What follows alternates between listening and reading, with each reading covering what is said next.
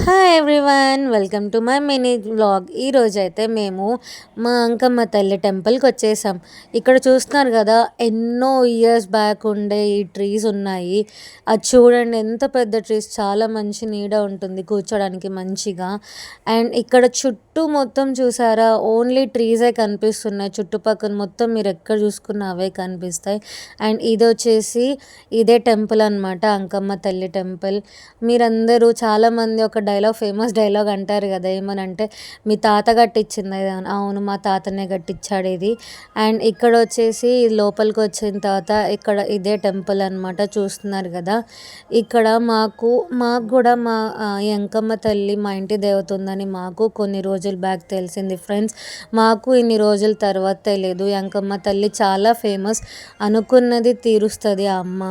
చాలా చాలా బాగుంది టెంపుల్ అయితే ఇది. ఇక్కడ మాకు రీసెంట్గా తెలిసి వచ్చామన్నమాట ఈ టెంపుల్కి.